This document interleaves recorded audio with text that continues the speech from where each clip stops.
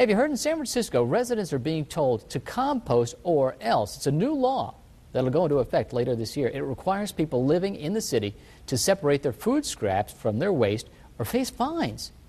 It's not a law here, but some people are trying it out in an effort to live a greener life. And Fox 11's Rachel Monick went to the experts at the Green Bay Botanical Garden to find out how to get started.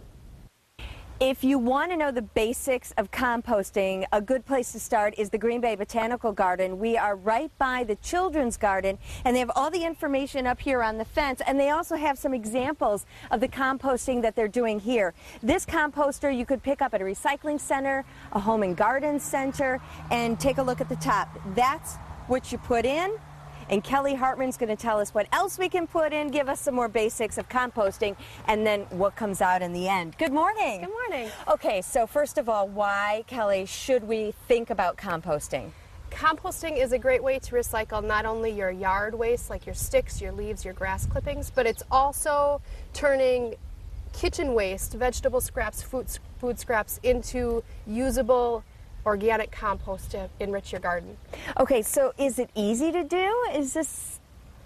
Yes? It's super easy. We should embrace it? Any homeowner can compost in their own backyard. Yes. Well, we just saw a little bit of what you've been adding into it. Can you kind of talk us through what goes in? The important thing to remember is a good mix of what we call our greens and our browns. Okay. Greens are things like grass clippings, spent flowers or garden weeds, even kitchen waste, banana peels, apple cores, old tomatoes. Your browns are things like sticks from your yard, dried leaves in the fall. So you don't have to haul them to the city's waste site? Nope, you can add them all right into your compost bins, layers of greens and browns, roughly 50-50, and that's all you got to do.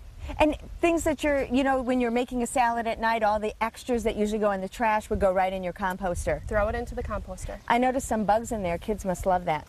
It's a great place to be able to dig for worms and pill bugs and slugs and snails.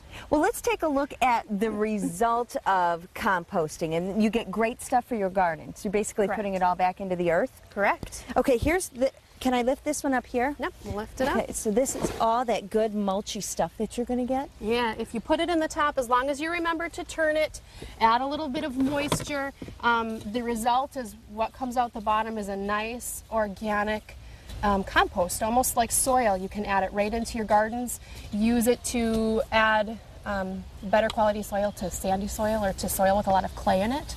We use it every day. We add it on every spring, every fall into all the beds.